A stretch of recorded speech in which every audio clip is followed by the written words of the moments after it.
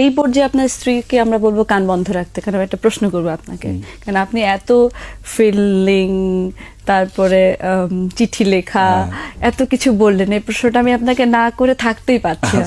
That is, আপনি প্রথম প্রেমে পড়েছেন কত সনে এবং কোন বয়সে, সেটা একটু জানতে চাই। ইভেন আরো যদি বলেন কার প্রেমে, সে কত বছর বয়সে ছিল?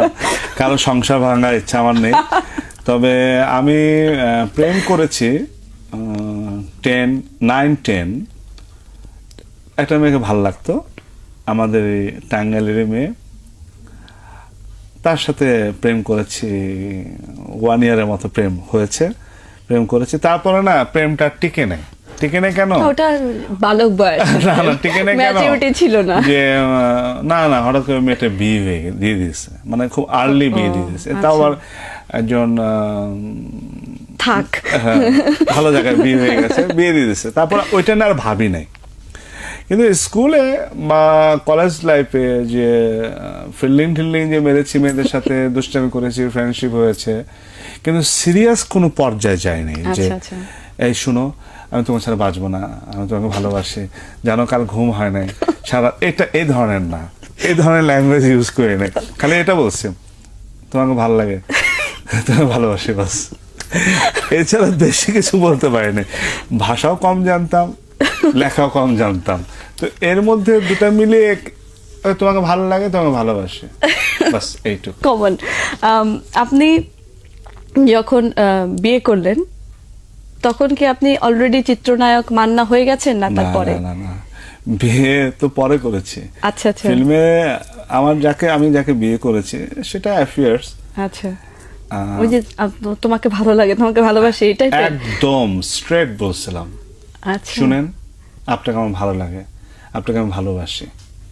তখন সে আমার দিকে তাকিয়ে সে ফিল করেছে, এখন বলে থার্ড ক্লাস ছেলে, এটা কি বলে এভাবে।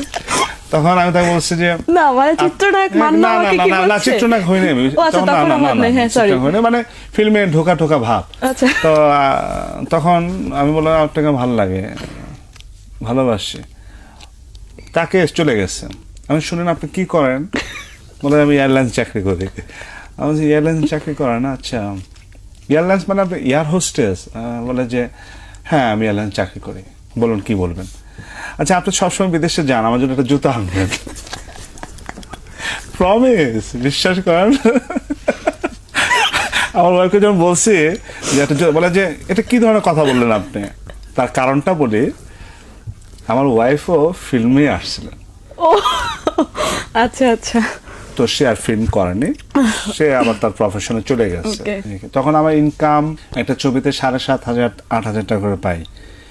বাসা ভাড়া করে থাকা খুব টাফ, রিক্স, মানে ওই পয়সাও নাই যে 20,000-10,000 টাকা বাসা ভাড়া করে থাকবো।